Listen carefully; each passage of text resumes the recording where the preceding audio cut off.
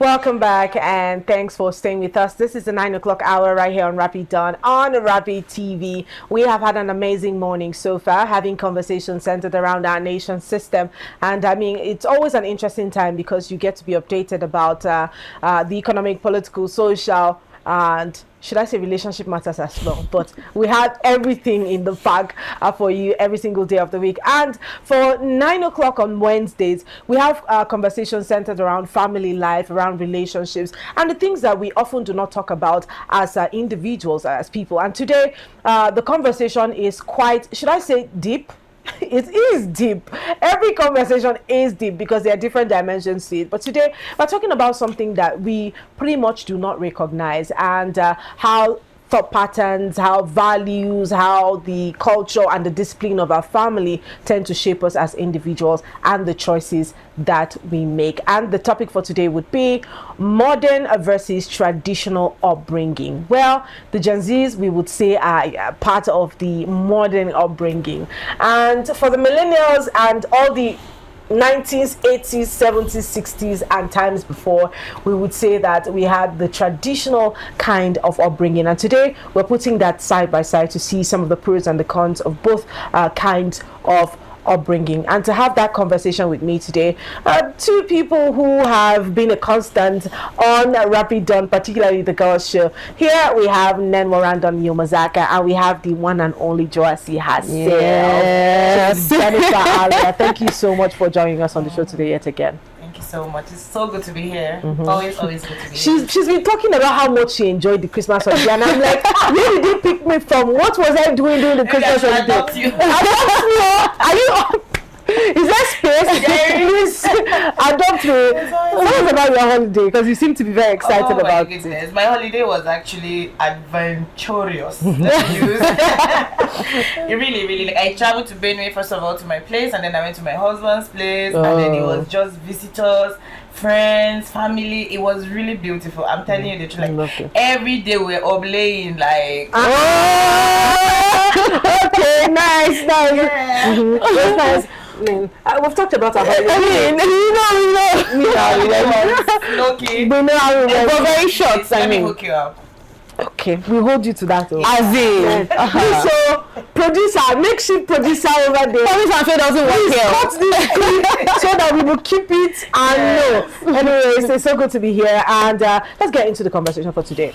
Now, a certain video surfaced online where a girl was talking about how we should forgive our parents for letting us cut down on our dreams, or not letting us do the things that we wanted to do. And according to her, they didn't know better also. But let's just take a look at the video so you have an in-depth perspective of what we're talking about.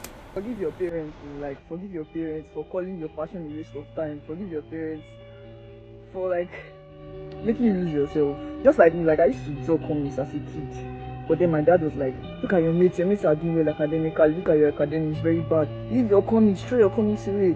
If you focus on your academics, you're going to be rich, you're going to have money, you're going to be... And I threw my comics away. I burnt all my comics, I threw everything because I wanted to become this person because I thought my passion was a waste of time, then which ended up becoming poor. But 10 years later, and I'm figuring out that if I had just stuck to what I was good at doing, it would have become something big by now. I would have become something big by now. Because after several years of carrying books on my head, I figured out that I'm not a bookey person. I'm not a bookey person. And now I'm so angry. I'm so angry. I'm so angry at my dad. I'm so angry. I feel like punching his face, but I'm like, it's not his fault now. It's not his fault. Let's forgive them. Alright, we heard the video, we watched the video. What do you think about it? Let's start with you because you're a parent. Yeah. So back then our parents didn't raise us to I want to just give our parents big kudos for all the great work that they did, but parenting there was kind of very, very different from what is obtainable now, because then children were taught to obey without feeling, without having the opportunity to express themselves. And while that raised resilience and all that, good children that are obedient and all that, and then silence was misunderstood. for obedience and virtue, where as a parent gives birth to children, maybe 5 children, you doctor, you lawyer, you this pilot, and you are predestined into what you are supposed to be, and you are supposed to trail in that path. And the moment that you begin to speak up and say, but I don't like mathematics, how can I be an engineer? No, go and read your book. Go and read, like, things were imposed on children, and that didn't actually allow destinies that were supposed to actually be something else turn out to be something else. You can see in the life of some of our celebrities who read different courses and then they are thriving in different fields. Someone would read law and then they are doing so well in music and all that. So that video, I can so relate with it, because growing up I was supposed to be a doctor. Sure. That is where all my energy was, you know. But at some point I was like, I can't even deal with blood. Like, no matter how little your cut is, you see I'll have goose pimples, I'll be freaking out. And then I was like, how can I be a doctor if I cannot even handle small cuts? And I began to think, okay, what am I going to be? What am I going to be? And then coincidentally, I actually applied for medicine, and I was given agricultural technology. such a void. And that is the Nigerian educational system. A topic for another day, right? Because how do I go through primary school, secondary school, junior, secondary, senior, and then I'm thinking of going to be a doctor, and then I applied to you. Make me a doctor, train me to be a doctor. And the next thing is they're sending me to go and read agriculture. But I'm grateful they did that, because today now agriculture is where such a big deal. Yeah, it's such a big deal. Everybody must eat, no matter how rich, poor, broke, anything you are, you have to eat. And so I'm grateful that I read that course. But that video is so I can relate to it so much on so many levels. And so I want to even believe that most of us had the same experience, even if it wasn't us. And it was just because I had a meeting in the UN house some time back, and we were relating with children, and then every student, they kept asking this question: what do I do? How do I bring up this conversation with my parents? They want me to be this and they want me to be that. And you know, the funny thing is, young people these days, they are coming up with different career paths. Yeah. Content creation was. I'm telling you, it's now like a full job. Millions. In fact, I would even say hundreds of millions. Correct. Like serious money that regular professions would give you in maybe 20 years. Somebody would just nail it in man. Yeah. And you know, people are there was a lady's video, Daisy. She was talking about how she is a music critic. I didn't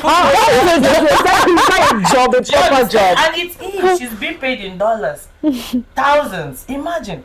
And now she's been sought out by Boomplay, YouTube, and all those things. And she created that job, that career path. So you can imagine her going to her father to say, I want to be a music critic. You'd be like, what's be that? Like, I mean, look at you can be a musician. Look at someone like, I think, Cora, who is a dancer, and she still makes a lot of money from it. Imagine her. I mean, these are things. You want my daughter You want to dance? Whining waist, you want to speak.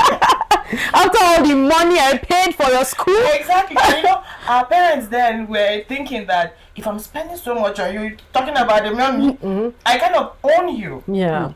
I'm paying your school fees, and so I own you. I will should tell be you able to what decide. you do. Yes, I should be able to decide for your life. But parenting should not be like that. Exactly. And our parents don't see how these affect Yes. the larger society. You said something about the culture of silence, or mistaking silence for obedience or virtue. Yeah. And you'd see, I know you deal with abuse and all of that. You'd see how that played out in many instances, because children that are being abused, you'd see that if they were both, there are some children that abuse can never be attempted on. Exactly. They will bite you.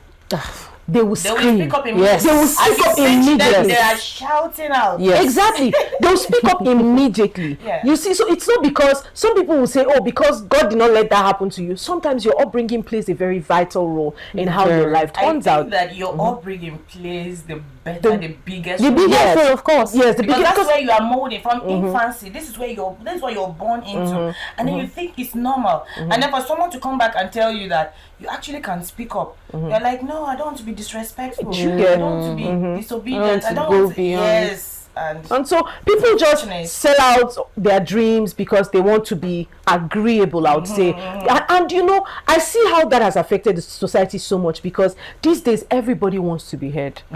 it's a deep-seated issue. In fact, I would say it's a trauma response. Yeah. Because you're coming from a family where you don't get to speak until you are asked to speak. Yeah. You're coming from a family where, or a society, the Nigerian society at large, where they say, oh, the society trains the child. So one auntie is poking her nose in your business. One auntie is asking you something that she has no business knowing.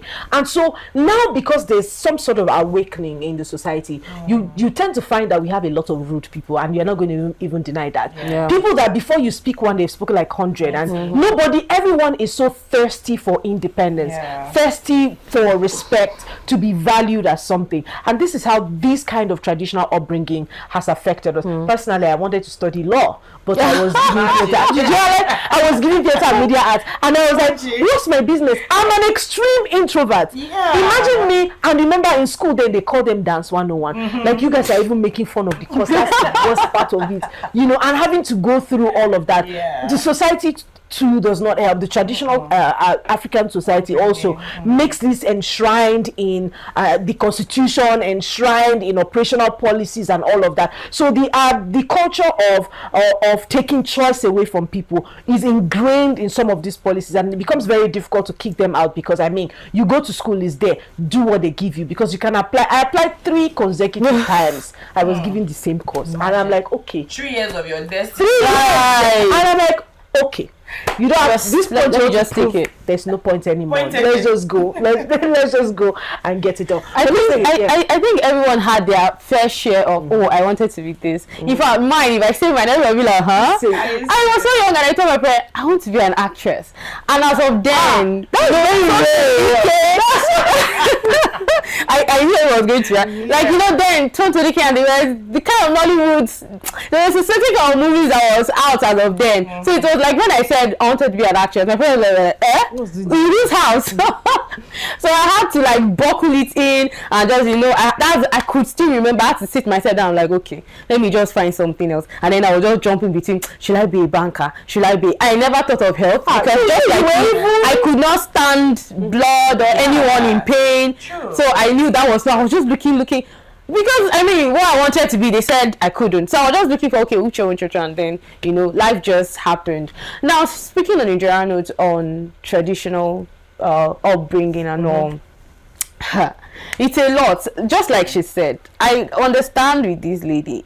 As a matter of fact, I had my moment of choosing to forgive, and mine came with so much tears.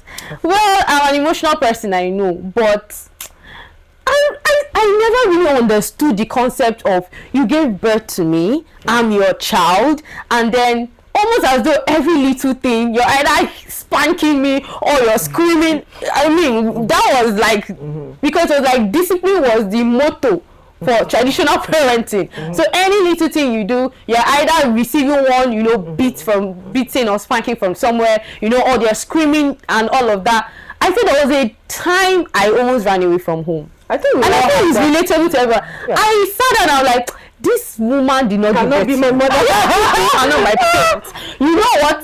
At night, I would just pack my bag and just go. Go to where? I don't know. I don't even know how I was not even able to execute that plan. But I knew that there were times I would sit and I would think. And the sad part of all of this, because one of the things we'll agree on is the fact that, despite the fact that we're looking at it as, these people no try, but we knew that somewhere in their heart they were doing it out of a place of love. And it was from a place of they felt that this was the best for us. So they felt they were protecting us, they felt they were shaping us, and most of them held on to spare the rod and spoil the child. So they were always, the rod was like there, wherever. But one of the things they didn't know was those little scars were given like a permanent, because there are large number of people with low self-esteem, and this is the genesis of it. Traditional upbringing. If I was a vibrant child, I was that active child, and I was born in a house where they were always saying, shut up, you talk too much, why would you do? You will shrink. Exactly. You will find yourself shrinking. Imagine a potential journalist growing up in a home where they always had to shut out. This person was always speaking, because there are children that is actually like common in most Nigerian homes. Yes, there are children that voice is shouldn't be heard. It's interpreted. Don't talk when an adult. And by the way, you're too little. What do you know? What do you know? And I feel like that is why millennials, some of them feel like I mean, please that everybody. issue with millennials and Gen Zs, there's this feeling of it's not fair. Okay, although again, one of the things which we're getting to the fact that parenting has now evolved. You know, parents are now allowing the child to, you know, express and all. So there's this thing of, I remember when we had the conversation with Gen Z because in all honesty, most millennials are also in that position where I wish I had this opportunity at your age to express myself this way when I was your age. You know, I had this firsthand during the Christmas holiday. So my younger siblings went out and they were back home like almost 10 and they got Almost home. 10 p.m. And I was like, whoa! so people can come back to this house at 10 and Why? not fun. Do you understand?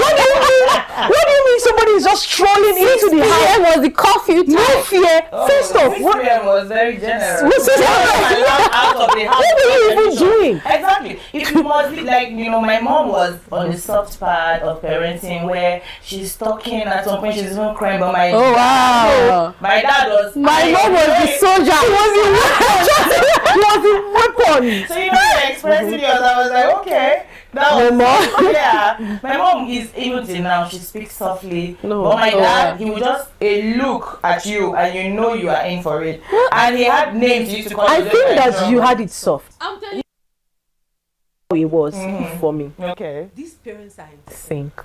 Once one goes I'm not bad. joking. Like once this person has said something to you, if you go here, Is they don't need to Yeah. speak. They already know. They already know. They already know. So let me tell you, if you are crying here, just know you are crying here. So there's no escape. You know, some families, you know, one will just give you the soft. the other You say, one will okay, pay. don't beat her now. Nobody will beg. They agreed together to punish you. So there's no escape route for you. So And now that punishment was seen as discipline, but discipline shouldn't be traumatic. you get it. Discipline should guide, discipline should teach, discipline should be able to just come with love. And you know, the thing is, children that were raised in disciplinary homes that were mixed with love, you know, their own parenting style will also be different. Yes. Now we have parents that are struggling with denial because they cannot heal from past traumas. Someone like you, if you are not careful, you may start giving birth to kids, and then your child will do something and you'll be like, you know what, in my days there was so parenting comes with so much intentionality. You have to be very intentional and make up your mind that what I went through, those traumas, those abuse and punishments, I won't pass it on. Do you know that I feel like some of those parents, I mean, talking about church, some of them are actually sort of regretting some of the things Yeah. they did. A typical Nigerian parent will never really come out.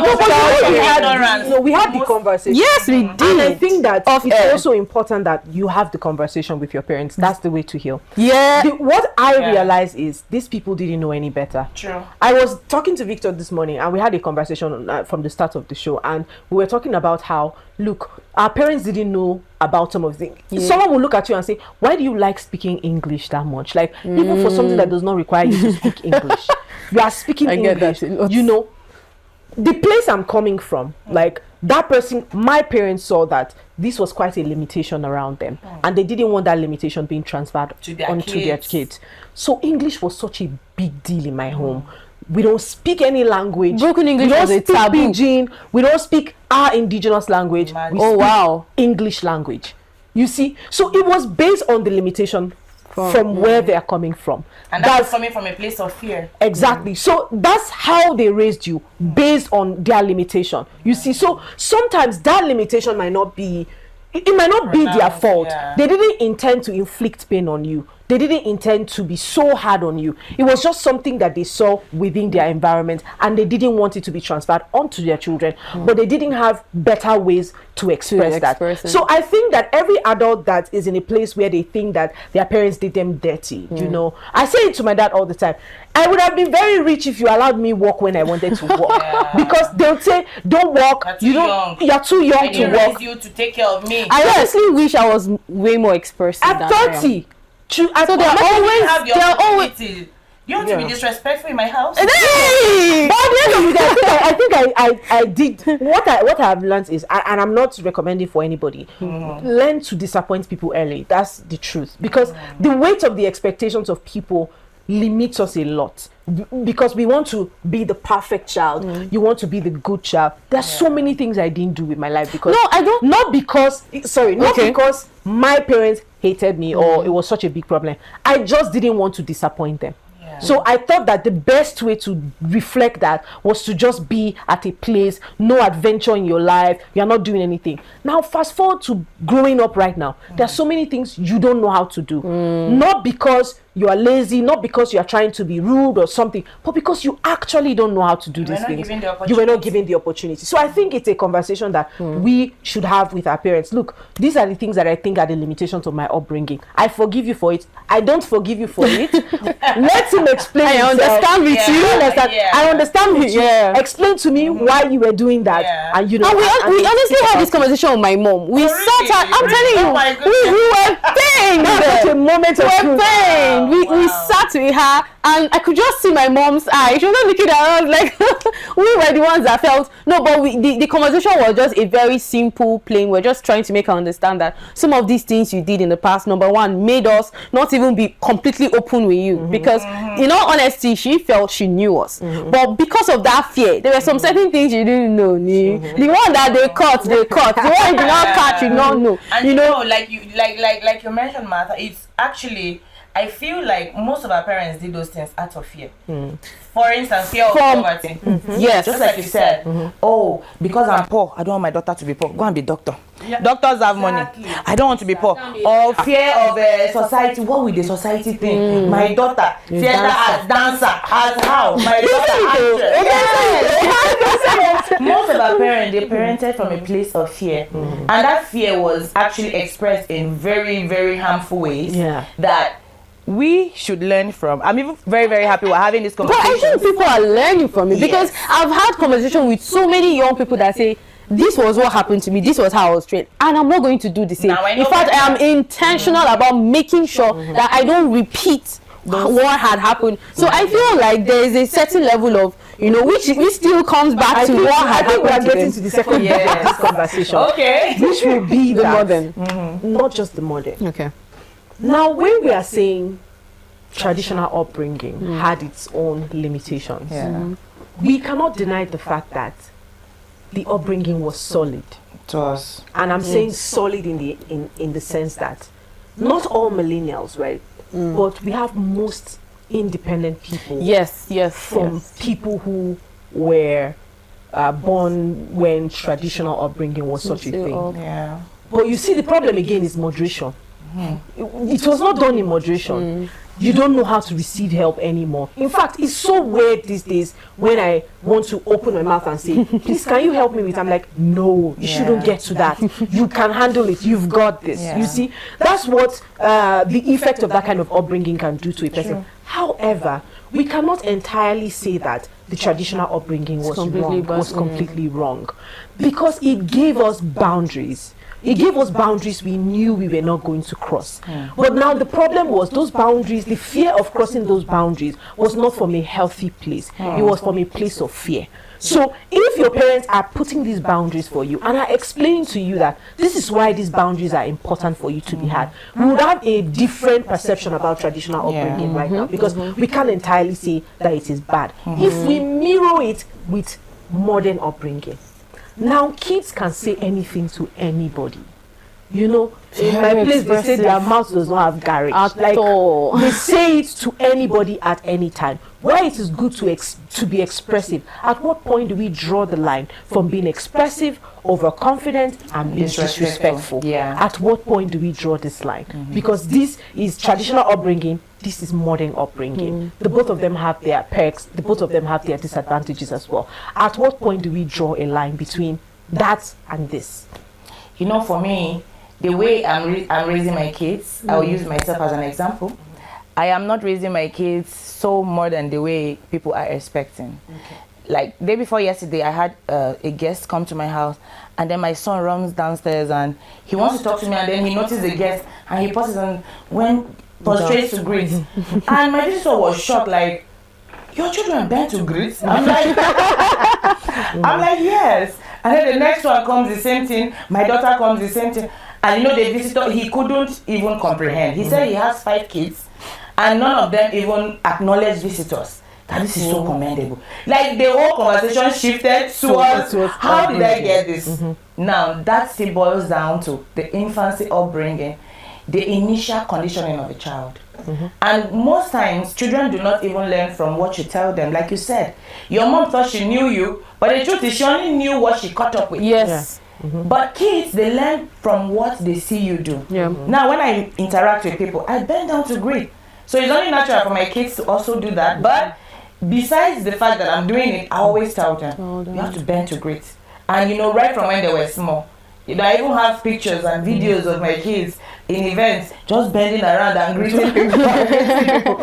And you know, it still has its own negative part because, you know, like my middle son, he is very, very big on Approval? No, he is very big on good manners. Okay. Yeah. So he becomes kind of he overdoes it to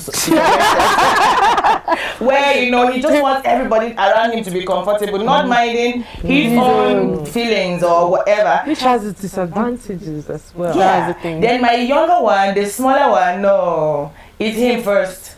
Yeah. So if we're here and food has to go around, he will keep his own friends and all that, but it has to go with intentionality, like I said before. I made up my mind, first of all, I was going to discipline my children differently.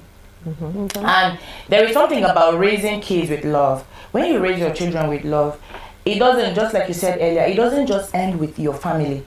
It goes to the school, it goes to the church, it goes to the mosque, it goes to the community, it goes to their relationship. Now you're raising a child that knows how to love because he has been loved. It's only what you have you can give. Now when you put a foam in water and you press it, what comes out? Water. If you take that same foam and put in oil and press, oil will come out. So whatever you have in you is what you can give. So we as parents, we as millennials and people who were raised by the older and traditional generation, now that we know better, we can only learn from the mistakes of our parents. And we should also know that whatever all the spanking and beating and all the hard love, I'll call it hard love, was mostly out of fear. Secondly, out of ignorance. Because they did not know some of these things. They did not know, but now we know better. And I'm just so happy that we're having this conversation because right here, right now, I learned some things. I may not be able to share now, but in my brain, I'm like, hey, yes. So I used to beat my child. Let me go and correct it quickly. Do you understand? So yeah, I really, you know, we challenging our traditional methods of parenting does not amount to ingratitude. We are so grateful because our parents, their hard love and strictness and all that made most of us what we are today. The resilience, the strength, the determination, where you don't want to disappoint. Somehow those things still have their negative parts because you know, if some people are so successful, but when you get close to them and you get to interact with them, you see how empty they are emotionally. You see how still a vacuum. The vacuums are so many, not just one. And it's always very, very strange and sad because sometimes I see people who are so successful in their fields, and then I get close and we're relating and I'm like, oh my goodness, something no single emotional intelligence here, no compassion, no empathy. This person is just so big on making it go-getting, and every other thing is empty. And that's also a reflection of how that person was raised. You know, that's also a reflection because people who grew a certain kind of way and act, you can almost tell about a person's upbringing from their attitude, you know, from their actions, because these people want to prove a point all the time. You just want to prove a point. You just want to prove that, because I remember at the time when I got into 100 level already, I don't even like the course. You guys are now you're not stressing me with passing the course again. And then you go to class, certain group of people, you know, when you guys just come to 100 level, everybody's trying to form cliques. These ones are trying to oppress that ones and the happening people. And then I came and I was, okay, what is this? What's happening here? I couldn't even relate with most of what was going on at the time. And then I heard some girls say, oh, if they don't pass, you know, it was about roles. It's just like the reflection of the bigger society. You have to audition and get roles, and they're like, if they haven't gotten roles, no one else is going to get the role. And I'm like, you guys don't know me. Over, what I put it, proving a point. Yeah. And then that struck a chord in my head, and I'm like, nah, I'm going to show you guys that it doesn't have to be like that. And then I started studying. It was not even because I wanted to pass. It was just because I wanted to prove a point that, look, you guys don't mean anything. If you get it, it's because I let you get it. and that was the mindset I had. And I was under pressure that I wasn't put in by anybody. I put myself under that pressure. But that was a reflection. I passed now. I will pass. That's the effort you put in. Yeah. The truth is, no, it's not about the effort. Oh, yeah, sometimes you put in effort and you still feel it was just about proving a point, because you were in school then. Your parents are telling you, are the people that have first position, do they have 2 heads? I'm sure everyone heard it. Like, how come your siblings? And there was just something that was happening within my home. And that pressurized many children into malpractice. Yes. Into many and aside my practice, unhealthy competition. Yes. Because you see, in my home, Mr. Biggs was such a big deal at the time. So you see, if first to third you go out to Mr. Biggs, you chill. Unity Fountain was a big deal. And Millennium Park, and I'm like, it was such a big thing there. And then first to third we'll go out there, fourth we'll stay at home and work. You know, so it was just exposing you to what reward systems are about. But I mean, there might have been subtle ways or better ways to doing that, because that at some point was trying to create some sort of unhealthy competition between myself and my siblings. Resentment was setting in, but your parents were doing it as a result of, okay, maybe this person was going to sit up with their studies anyway. I was motivated though, but it was unhealthy competition. Like, I must get it. Honestly, I really think that love should not be conditional. Yeah. Children should not feel love only when they obey, when they pass, when they perform well, when they succeed. A child that feels unconditionally loved will always come back to home. Like you said, if your mom only knew the type of things you guys were doing out there, because you felt you would not be welcome, you would not be understood, you would not receive love. Kill you. They will kill you. So instead of you to, should I say, just come to your parents and express yourself. I'm not so, maths is stressful for me. You just have to stay and wait for Martha to go and enjoy Mr. Biggs and come back. And then Martha should try me in this session. We let Mr. Biggs. And then it could lead to serious sibling rivalry. Yes. I know of a story in America where a child killed his cousin just because the grandma was showing preferential treatment to the other one. Something as little as phone. The child came to the grandma, let me have your phone. You failed your exam, you pass, take the phone. And then this child couldn't sleep in the night. It was in the midnight, went to take a knife and did the unthinkable to the other sibling. Imagine. So that can be so dangerous. And parents, now that we know reward systems can be moderated, like Martha said, it shouldn't be only, in fact, it shouldn't even be conditional, like, oh, when you pass, you have this, when you do this. We should just try to see how we can. Okay, so in adding to it, I think parents should begin to understand their assignment in the life of the child. Yeah. You are a parent, yes. But you are a guardian to that child. Absolutely. A teacher.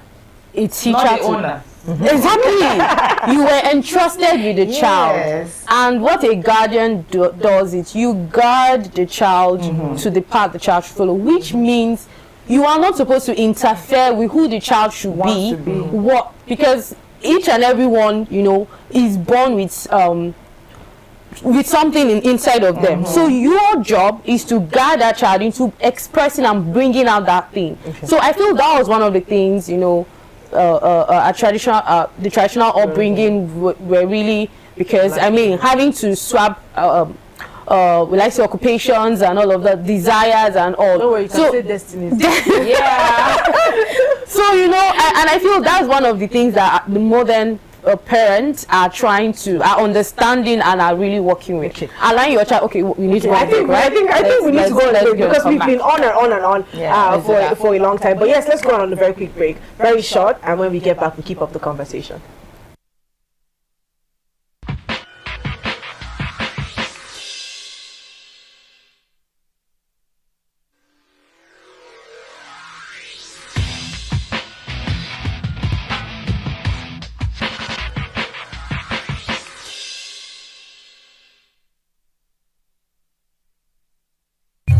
Faith Daffer Joseph. Name is Martha Alu. My name is Victor Arki. My name is Divine Alex. My name is Esther Ben. My name is Arthur James Bruce. My name is Godwin Sunday. I am Ijoma Victor. My name is Cynthia Agbo. Josephine Bichu. I bet you already know that this is Rapid Television.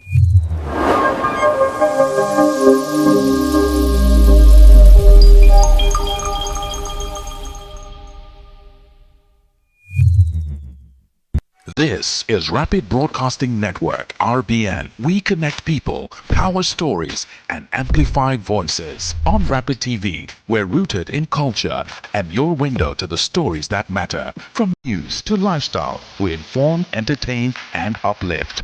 Join Rapid TV on Star Times Channel 176. Nightcomsat. On Rapid FM, we speak your language from the soulful airwaves of Umuahia to the vibrant culture of Port Harcourt and beyond.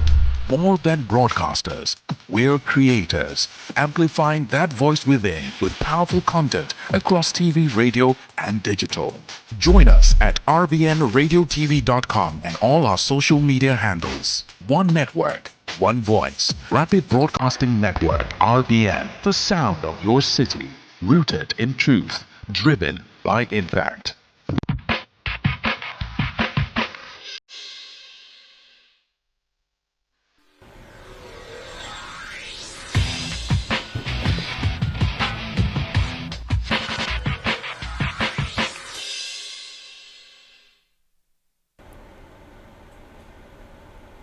Welcome back and thanks for staying with us. Of course, we're keeping up with the conversation. We still have Chief Jennifer Aria with us and Nenmo Randon Yomazaka. And together, we are having the conversations about traditional upbringing and the modern upbringing. And I think that we've overflogged the traditional upbringing because it's looking, you can already tell that everybody here came from that kind of upbringing. Now let's take a look at the modern upbringing. When you were talking, you said something about creating a healthy balance, you know, with your children, while they still kneel to greet and all of that. They still know what their rights are. They still know how to speak up when something is wrong and all of that.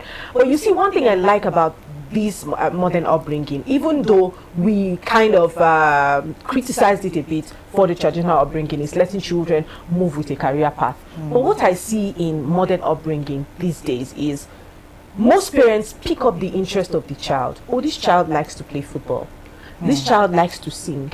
This child likes to do this. And then they create a whole page on Instagram, just letting people what the child do, what he or she loves to do the most. So what I feel that does is it creates an option for the child. Now I know you are interested in this. As a parent, it's my responsibility to guide you. I will guide you to the point where you can make a decision for yourself to decide whether or not you want to keep up with this. I think that that's a healthier way to raise a child through a career path, or you know, something, or making those choices rather than enforcing one on them, saying you must be a doctor, you must be a lawyer or something. Okay, so can I say something for you? So I feel one of the things I observed about modern parenting, we tend to have parents that are more observant, right? Remember the video we watched where the lady said something about, you know, comic drawings and her dad saying you should focus on school and all. I think parents are now finding a way to balance the both. Education is important. You also have that inner thing that you also want to exactly. So I mean, you see parents during some long breaks, you see them enroll their children in ballet, you know, in learning instruments and all of that. And that I mean, I'm here clapping for them because that's a good. So we're talking about the balance, right? That's like the good way to, you know, balance things up for their children. And modern parenting, now children are allowed to express themselves, but we've now had a bad side to it. I don't know, children of nowadays, we tend to see a certain level of disrespect, which is one of the things that traditional upbringing dealt with. That moral standard, in as much as it gets to a point where even if it's biting you, you still want to respect, which was where it was, you know. But now in the modern parenting, you're now allowing them to overexpress themselves to the point that they get rude. They can talk to someone that's like 20 years older and they're not even, you know, moved as to, oh. And sometimes they're even on the wrong side and they still. So, I mean, my point is, modern parenting, you know, have found a good way to balance things up. Just as she said, balancing it. Okay, a bit of this, a bit of this. of course, be strict when you need to. Like I said earlier, you're a guardian in the life of that child. Yeah. So you're there to guard the child. So in situations where the child is going off, your job is to bring the child back on. But you are also not there to interfere in who the child is to become. You're only there to guard.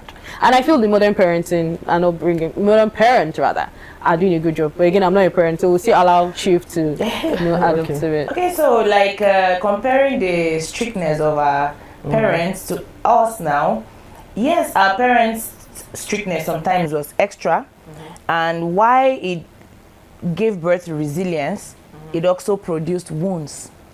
Wounds that we are struggling to heal. Now, being so strict without some form of love in it, some form of tenderness, will just raise a survivor, someone that is just trying to survive. You are just on top of your game 24/7 trying to survive. But if you are raising a child with strictness, but then with tenderness, there is this balance, there's wholeness in this child's life. And I'm very big on respect. And my children, they know better than to be disrespectful.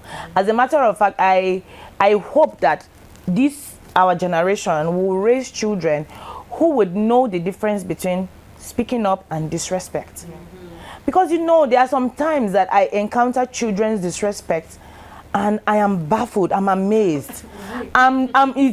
It's unbelievable. I'm trying to wrap my head around what is going on in this child's house.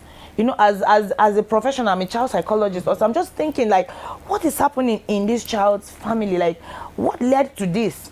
A child is giving an outburst, and it's not from a place of pain or this thing. It's from a place of disrespect, outright disrespect. So modern parenting, we need to just take a slow peel on that, because it has to do with this child going out of your house.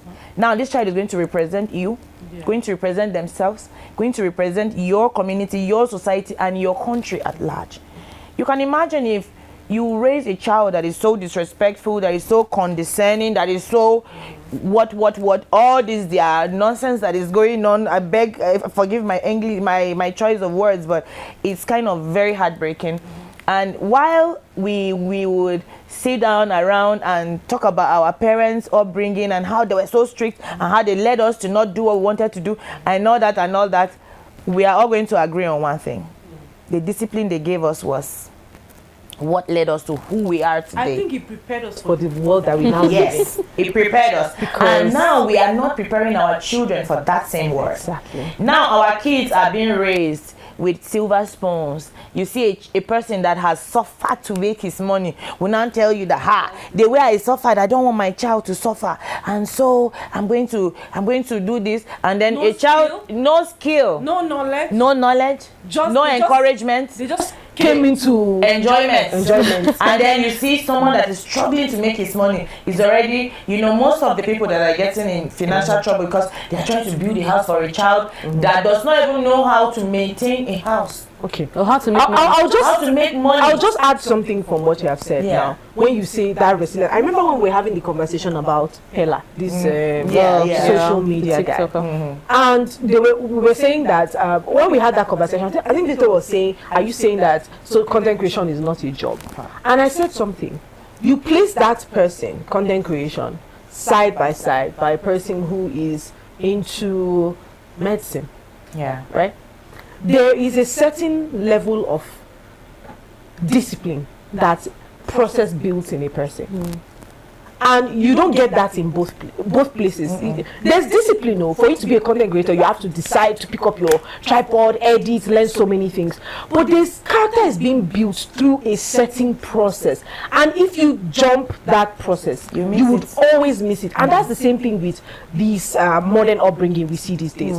Because I don't come from a place of plenty, and I now somehow have worked myself into plenty, I want to make sure that my child has a smooth plenty. And cutting away the valuable lessons that you learned that got you to this point. Because if you give that child that money, he or she has a very high tendency of mismanaging it, unless they are taught to manage it. So what the balance to this would be, look, I would give you what you need, but you need to be accountable. I have seen, I think I was watching one of those podcasts, I think it was Diary of a CEO, one of those podcasts, right? And the person was talking about how she has taught her children savings in the sense that I give you this money as what you would use for the month, right?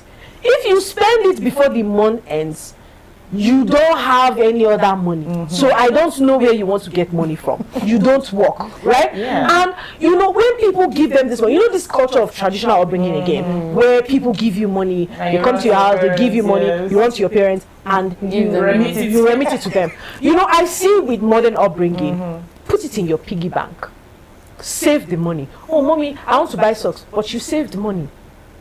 Mommy, I want to get this, but you saved money. You see, so you are still teaching them, you are still giving them access to plenty, but you are teaching them to manage what you are giving them, which is the balance I think parents from modern upbringing need to have. Because it's not about, there's a certain politician, I think I've recounted here, a certain politician here in Nigeria. Most politicians, you see their kids turn out almost next to nothing. Some of them end up doing drugs because, look, I have access to this money. I can buy shoes, I can buy clothes, I can eat food. I don't know what to do with the money anymore. Drug is the next thing. But this particular politician has his children in the sustainable development. Some of them run businesses, some of them run NGOs. And I'm like, this is quite different. These children came from plenty, but they know too. Sustainability is one thing. You know, and the reason our parents were not letting us work at that time is because they felt like they could provide for us. But they didn't have a system to multiply what they had or sustain what they had, which is the difference between that traditional upbringing and modern upbringing right now. So the balance should be, yes, I didn't have plenty, but now that I have plenty, I know to create a system for sustainability and a structure for multiplication, which I think is the balance that most modern parents should also have. Sorry, to just add to that, I feel like, just like you said, so now, there should be a balance to the both. So you see it, like we've agreed, some things worked for the traditional upbringing, some things are working for the modern. You sit and you calculate, okay, what are the things that worked, what are the things that formed and shaped me to become a better person from traditional, and what are the things in the modern upbringing that I think I want to include, you know, and then you take out every other thing that you feel you don't need, because I feel a balance of the both is what makes it healthy. I know the family you're talking about, and trust me, I'm very sure it was a balance of the both the firm hand and allowing you to express yourself and be the best of it. So, okay, any final thoughts? Well, I would just say that as a parent, from experience and then from the things that I've had the opportunity to witness, I would advise our generation, the modern parents, to heal from childhood traumas and pains, because you cannot pour love into a child from an emptiness, from an empty space, or from a wounded place. You can only pour love if you are completely healed. And while you are trying to give your child the voice that the child needs, do not forget your place as a guardian, because you would only live a life of regrets, and then it will already be too late. So we should always adopt some of our parenting styles. But in moderation now. But to say because your parents spanked you, you will not spank your child because your parents was that's also trauma response. Trauma response. They walk to you, don't want to wipe them back. It's a trauma response. It's you trying to it's not trying to be a better parent, actually. At least you know better. So even when you're doing it, you're doing with a purpose, more and awareness. you're able to so we should be more aware as parents, because yes. now you are now going to raise children from a place of awareness, from a place of consciousness, from a place of intentionality, where you are not just saying, oh, you are like you mentioned that football thing, like because your child can play football at 7, 8, 9 doesn't mean he's going to be a footballer. Yes. And you know that's the thing again about this modern parenting. Most of us, the things that we couldn't be, or the destinies that we want to live through our children. God bless you. So you see a parent who, for instance, wanted to be an actress and she was pushed into medicine, will now start from a very tender age trying to raise her daughter or son to be an actor. And then I see these things, I'm seeing very young children that are portraying some things on social media, and I'm like, does this child really want this or this? So we need to be very, very aware. We must be conscious. As parents, we must be intentional. And now we know better. And there is no harm in reaching out to find out, to ask questions. Because parenting is not about perfection. I am not a perfect parent. I don't even want to be a perfect parent because it's not possible. Parenting it's a journey, it's a process, and you must live it intentionally, gradually, with so much caution, and then just always I must mention the spiritual aspect, that you must always pray and all right, make sure that well, we have agreed now that it's a blend of both intentionality, it's a bit moderation. Yes, please. Moderation is key. They flog me, I don't want to flog my child. It's not the key. They flog me very well, but I should know when to flog my child and when not to. Moderation is the key. And this is where we wrap it up for the Girls Talk here on Wednesday. I had an amazing time, and I'm sure that we all did here in the studio. Thank you so much for being here with us. Thank you For being here. Always. All right, to remind you that we're active across social media platforms: Facebook, Instagram, Twitter, TikTok. It is at Rappy TV. And on YouTube, you can send this to your traditional parents. It's at official Rappy TV. On our website, www.rbnradiotv.com, you can join us live from anywhere in the world. Thank you so much for being here. And my name is Martha Alu. I will see you tomorrow.